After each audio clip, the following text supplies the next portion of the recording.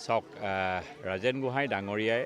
নিজৰ পুত্ৰকে বিজেপিৰ পৰা অসম জাতীয় পৰিষদলৈ আনিব নোৱাৰিলে মানে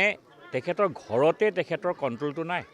তেখেতৰ পুত্ৰকে তেওঁ আনিব পৰা নাই তেওঁ পুত্ৰকে কনভিন্স কৰিব পৰা নাই দেউতাকে সমষ্টিবাসী ৰাইজক কি কনভিন্স কৰিব বহমপুৰ সমষ্টিটো বহুত উন্নত সমষ্টি আমাৰ ৰাইজ জ্ঞানী গুণী আমাৰ ৰাইজে কিতাপ পঢ়ে পেপাৰ পঢ়ে ৰাইজ শিক্ষিত ৰাইজে কংগ্ৰেছৰ দপদপনি অৱস্থাটো বহমপুৰ সমষ্টিটো কংগ্ৰেছে জয় কৰিব পৰা নাছিল এই সমষ্টিটো ৰাইজ বাস্তৱত থাকে ৰাইজ উন্নয়নত থাকে আৰু ৰাইজৰ বিবেক আৰু অনুভূতি থকা সমষ্টি এই সমষ্টিটোত যিজন দেউতাকে নিজৰ ল'ৰাটোকে বিজেপি পাৰ্টিৰ পৰা আনিব পৰা নাই সেইজন দেউতাকে এজেপি কোনজনক বুজাব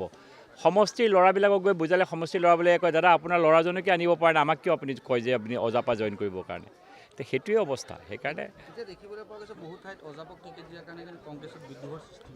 হ'বই ইমান দিনৰ পৰা কংগ্ৰেছ কৰি আছে এটা জাতীয় দল বছৰ ধৰি মানুহে যুগ ধৰি কংগ্ৰেছ কৰি আছে তেওঁলোকে যেতিয়া এজন প্ৰাৰ্থীয়ে নিদিব এইটো পাৰ্টি ডেফিনেটলি বিচ্ছিন্ন হ'ব আৰু এনেও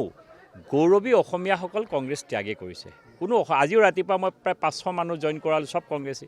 চব অসমীয়া মানুহ ইয়াৰ থলুৱা মানুহ খিলঞ্জীয়া মানুহ চবেই কংগ্ৰেছ ত্যাগ কৰিছে কৈছে আমি কংগ্ৰেছ কৰি কি কৰিম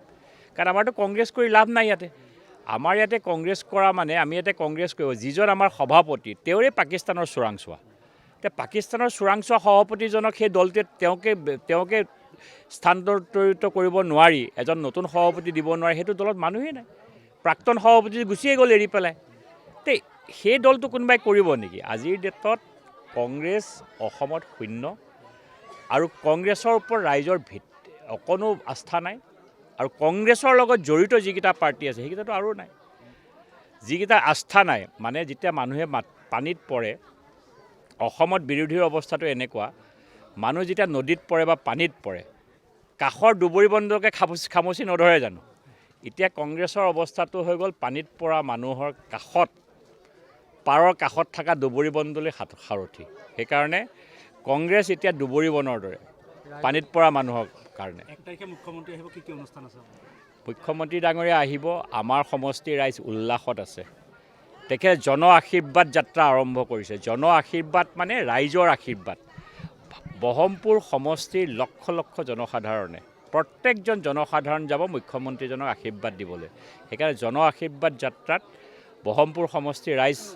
ৰেডি হৈ আছে যে আমি আশীৰ্বাদ দিম মুখ্যমন্ত্ৰীজনক আৰু হাজাৰ ৰাইজ সেইদিনা প্ৰায় 50,000 লোক সেইদিনা বহমপুৰ সমষ্টিৰ ৰাইজ ৰাস্তাৰ কাষত ৰ'ব মুখ্যমন্ত্ৰীজনক আশীৰ্বাদ দিবৰ কাৰণে